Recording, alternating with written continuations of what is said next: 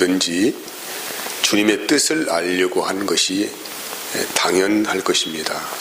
그리고 이 설교자가 설교를 하는 가장 주된 목적과 이유도 말씀을 통하여서 증거되는 하나님의 뜻을 좀 더 정확하게 전달하기 위해서입니다. 왜 그러면 하나님의 뜻을 우리가 알아야 하는가? 여러 가지 이유는 있겠지만은 한 3가지 정도 압축을 한다면은 하나님의 말씀이 진리이기 때문입니다. 그리고 2번째는 그분의 뜻이 항상 선하시기 때문에 우리를 옳은 길로 인도하신다는 것입니다. 그리고 그런 하나님을 우리가 사랑하기 때문에라고 할 수 있습니다. 어떤 분들은 하나님의 뜻대로 순종하면 복을 받고 모든 일이 잘 풀릴 것이다라는 그런 생각 때문에 하나님의 뜻을 알려는 분들이 많이 있는 걸로 알고 있습니다. 때문에 무슨 일이 잘 안 풀리면은 또 어렵게 되어지면은 내가 하나님의 뜻대로 살지 못해서 이런 고난이 있는가 보다라고 생각을 할 수도 있다는 것이죠. 근데 문제는 이런 것들을 자기에게만 적용하는 것이 아니고 다른 성도들에 적용하여서 어떤 성도가 어려운 고난을 맞게 되어지면은 저 사람이 하나님의 뜻에 순종하지 않고 불순종하여서 저런 어려운 일을 겪게 되는가 보다라고 생각을 한다는 것입니다. 물론 이제 우리 성도의 삶 가운데 하나님이 정말로 섬세하게 개입하시고 간섭하시는 건 사실입니다. 하지만은 우리가 항상 생각해야 할 부분이 뭐냐면은 어려운 일 당하면 저분이 신앙이 문제가 있어 그러는 것이고 좋은 일을 당하면은 신앙생활 잘해서 그런 것이다 라고 그렇게 쉽게 단정을 지어서는 안 된다는 것입니다. 왜냐하면은 하나님의 인도하심의 이유가 여러 가지 이유가 있기 때문에 그렇다는 것이죠. 로마서 14장 4절 말씀은 이렇게 증거하고 있어요. 남의 하인을 비판하는 너는 누구냐? 그가 서 있는 것이나 넘어지는 것이 자기 주인에게 있음에 그가 세움을 받으리니 이는 그를 세우시는 권능이 주께 있음이라고 합니다. 그 사람이 서거나 넘어지는 그 모든 일들이 주인이 상관할 뿐이지 우리가 상관할 수 없다는 것이죠. 왜냐하면은 그 이유가 뭐냐면은 그 사람이 당하는 인생의 모든 사연과 일들은 하나님의 개입하심과 간섭하심 안에서 그 사람을 세우시려고 하는 의도적인 하나님의 인도하심이 있다는 것을 생각해야 한다는 것입니다. 우리가 이런 시각을 놓쳐버리면 자칫 잘못하면은 이원론적으로 잘 되면 하나님의 은혜고 못 되면 내가 잘못된 길을 걸어가서 그런가 보다 이렇게 생각하는 경향이 많기 때문에 문제가 된다는 거예요. 이런 하나님의 뜻을 잘 이해하지 못하는 것은 옛사람들, 구약의 사람도 마찬가지였어요. 지금도 마찬가지겠죠. 시편 73편 11절 14절까지 말씀을 보면은 말하기를 하나님이 어찌 알랴 지존자에게 지식이 있으랴 하는도다. 볼지어다 이들은 악인들이라도 항상 평안하고 재물은 더욱 불어나도다. 내가 내 마음을 깨끗하게 하며 내 손을 씻어 무지하다 한 것이 실로 헛되도다. 나는 종일 재난을 당하며 아침마다 징벌을 받았도다. 악인들이 평생 형통하고 죽을 때도 아무 고통이 없고 그의 후손들도 잘되고 이런 걸 보니까 과연 하나님이 살아계시냐? 하나님이 계시면 어찌 저렇게 악한 사람들이 일들이 잘 풀려나가고 평안하게 살고 모든 일이 잘되고 이렇게 살며 의인들이 고난받고 고통받고 살아가느냐라는 질문을 옛날 사람들도 했다는 거예요. 이 지금 뭐냐면은 하나님의 뜻을 잘 모르는 사람들이 하는 고민이라 이 말입니다. 문제는 항상 하나님의 뜻을 알려고 하기보다는 자기 중심적인 삶을 적용하여서 하나님의 뜻을 대입시켜서 자기가 주체가 되려고 하기 때문에 생기는 오류라고 말할 수 있습니다. 여러분이 자녀들의 문제로 고민을 하고 또 그들의 진로 문제, 결혼 문제, 또 여러분 각자의 개인적인 사업과 삶의 문제, 이런 문제, 이런 여러 가지 문제들을 가지고 하나님께 나가서 하나님의 뜻을 묻는 경우들이 사실 많습니다. 그러면 이런 여러 가지 문제를 가지고 하나님의 뜻을 묻는 이유가 무엇입니까?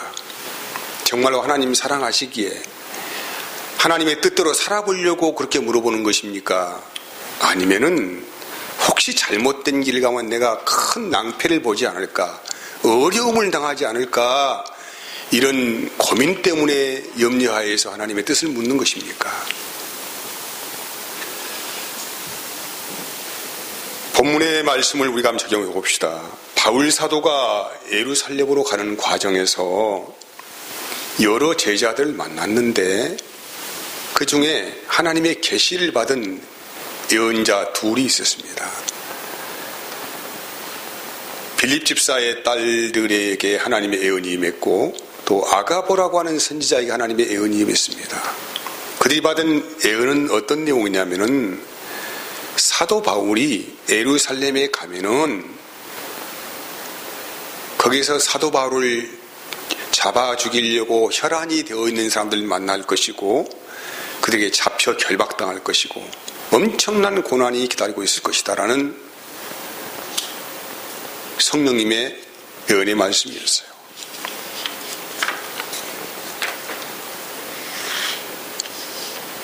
그리고 이제 이들의 말을 들은 제자들이 바울을 너무 사랑하잖아요. 그래서 극구 만류하면서 예루살렘에 가시면 안 됩니다. 엄청난 고난이 기다리고 있을 것입니다. 그래서 울면서 사정하면서 매달리면서 가지 말라고 애걸복걸을 하죠.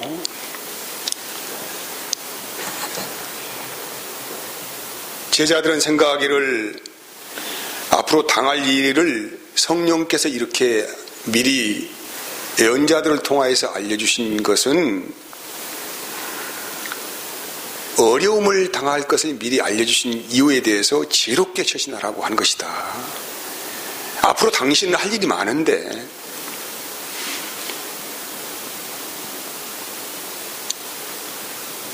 거기에 가면은 잡혀서 고문당하고 옥에 갇히고 뭐 여러 가지 어려움을 당할 것인데 굳이 가지 말라고 성령께서 미리 지시하시고 사람들을 통하여 알려주신 것이다 라고 이들은 그렇게 해석을 하였습니다.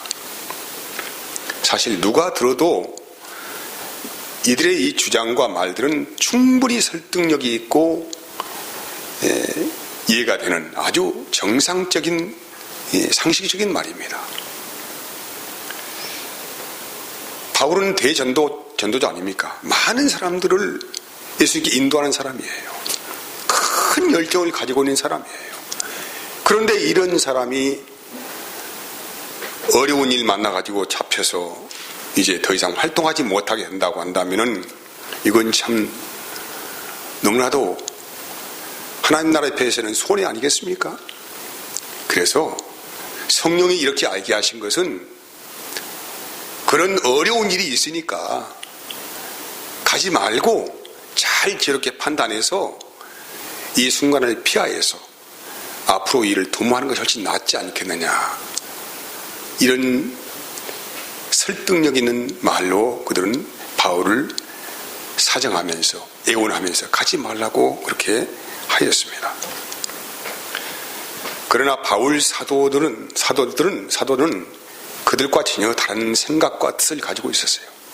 오늘 13절의 말씀에 보면은 뭐라고 말합니까? 바울이 대답하여 하되 여러분이 어찌하여 울어 내 마음을 상하게 하느냐. 나는 주 예수의 이름을 위하여 결박당할 뿐 아니라 예루살렘에서 죽을 것도 각오를 하였다고 아주 힘주어서 말을 하고 있습니다.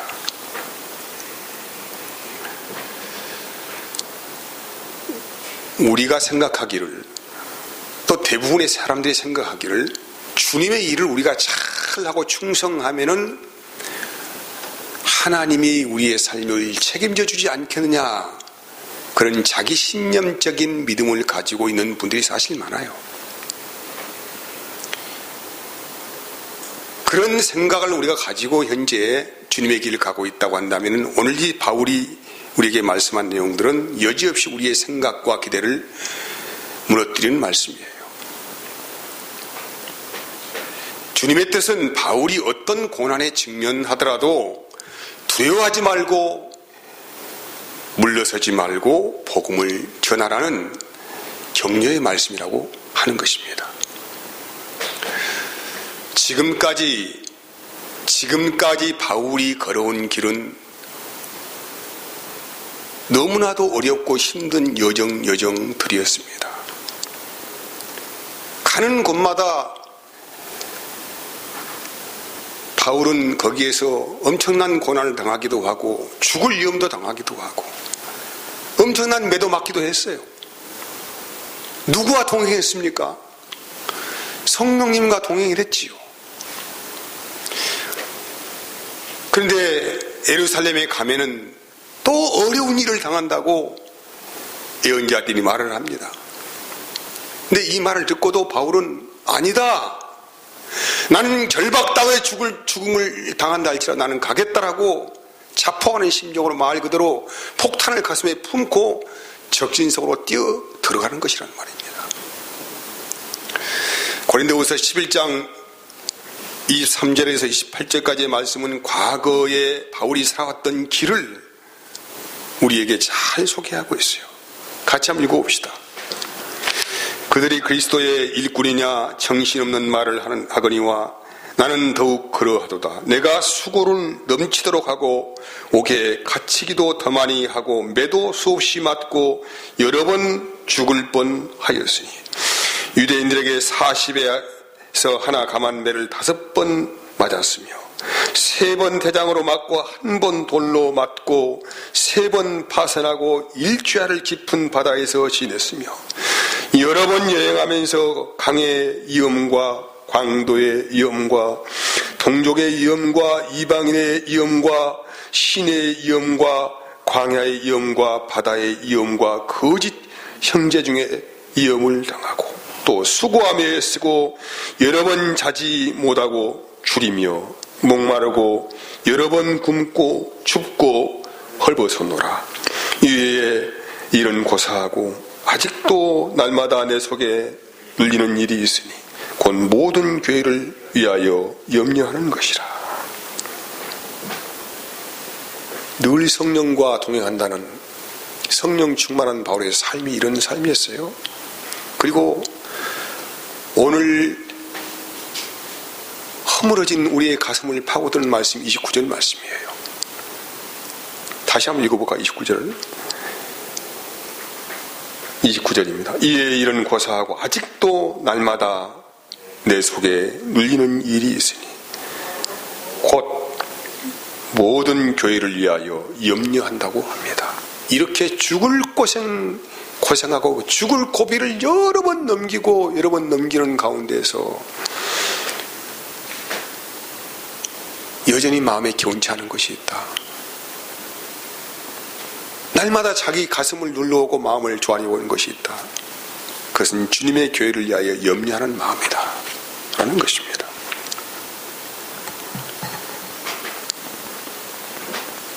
성령의 인도하심, 성령의 역사를 가로막는 수많은 장애물이 있다는 것이죠. 왜? 그 길은 생명을 구원해내는 길이기 때문에 그 길목마다 사탄의 방해가, 엄청난 공격이 수도 없이 있다는 거예요. 제가 목회를 지금까지 많이는 하지 않았지만 이 짧은 시간들을 제가 목회해 오면서도 교회라고 하는 것이 평안할 날이 거의 없다라고 저는 생각을 했어요. 정말 평안한 날이 없구나. 인간적으로는 마음 상한 일이 너무 많고 어려운 일이 많았지만은 한쪽으로 해보면은 사탄의 역사가 심하구나. 이런 생각들을 종종 해보곤 했습니다.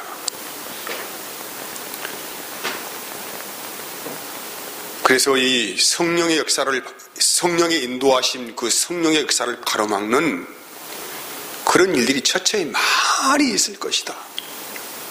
그러니까 너는 그 일에 대해서 두려워하지 말라, 물러서지 말라 라고 하는 격려하시는 성령님의 음성이었다는 거예요. 사실 바울은 이들이 이런 예언을 받기 이전부터 그는 하나님의 음성을 들었습니다. 예루살렘에 가면은 너는 많은 고난을 받을 것이다 라고 이미 바울은 잘 알고 있었어요. 사도행전 20장에, 오늘 21장 아닙니까? 20장이 그 말씀이 있어요. 20장 22절에서 24절까지 말씀 보면은 같이 읽어봅시다. 보라, 이제 나는 성령에 매여 예루살렘으로 가는데 거기서 무슨 일을 당하는지 알지 못하노라.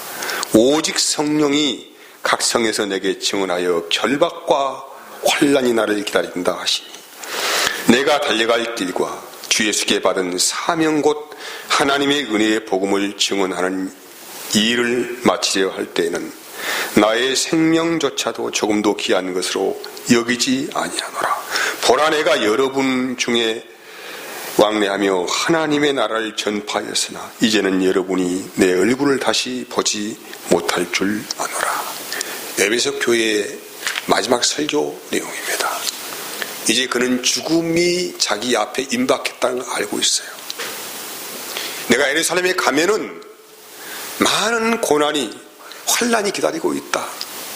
그래서 이제 내가 가면은 너희를 이제 떠나면은 아마 더 이상 서로의 얼굴을 보지 못할 것이다 라고 마지막 고별 설교를 한 내용이에요. 사랑하는 여러분, 우리는 늘 사사로운 일에도 주님의 위로를 받고 싶고 또 사사로운 일에도 주님이 좋은 길로만 내게, 잘 되는 길로만 내으면 좋겠다 하는 소망을 가지고 늘 기대하고 있습니다. 그리고 대부분의 성도님들이 생각하기를 내가 이렇게 주님의 일에 충성하고 잘하면은 주님이 우리 가정과 나의 삶을 멋지게 성공시켜 주겠지, 이런 기대감도 사실 가지고 있습니다. 하지만 오늘 우리는 그 자기 신념적인 믿음을 허물어 버려야 합니다. 그리고 내가 지금 성령의 역사하심에 대해서 어떻게 이해를 하고 있는가에 대해서도 다시 정리를 해야 합니다. 내가 지금 현재 주님의 뜻을 알고자 하는 이유가 무엇인가? 과연 주님을 사랑해서입니까? 아니면은 혹시라도 잘못된 일을 만날까봐, 어떤 어려움을 당할까봐 주님의 뜻을 알려고 하시는 것입니까? 이 두 가지의 질문에서 혹시 내가 후자를 선택하고 그 길을 믿음의 길이라고 생각하고 있다고 하면은 우리의 신앙은 현재 완전히 잘못된 길로 걸어가고 있는 것입니다. 주님을 사랑하는 것이 아닙니다. 그것은 그냥 종교적인 형태에 불과한 것이란 말이죠. 오늘 우리의 말씀 안에서 강력하게 성령의 인도를 받으며 그분의 음성에 순종하며 살았던 믿음의 선배들을 생각해 보면서 그분을 우리의 심령 안에 영접하며 생각해보는 은혜가 있기를 원합니다. 그리고 우리는 이렇게 기도해야 할 것입니다. 고린도후서 4장 7절에서 10절까지 말씀이 아마 우리의 삶의 기도문이 아닌가 저는 생각을 합니다. 같이 읽어볼까요? 우리가 이 보배를 질그릇에 가졌으니 이는 심히 큰 능력은 하나님께 있고 우리에게 있지 아니함을 알게 하려 함이라. 우리가 사방으로 오개쌈을 당하여도 쌓이지 아니하며 답답한 일을 당하여도 낙심하지 아니하며 박해를 받아도 버림받지 아니하며 거꾸로 뜨림을 당하여도 망하지 아니하고. 그러니까 성도가 가는 길은 사실 그분이 의로운 길을 걸어가고 진리를 사랑하고 복음을 선포하는 삶을 살아간다고 하면은 육체적으로도 많은 어려움과 고난이 있다는 거예요. 수많은 사탄의 공격이 있다는 것입니다.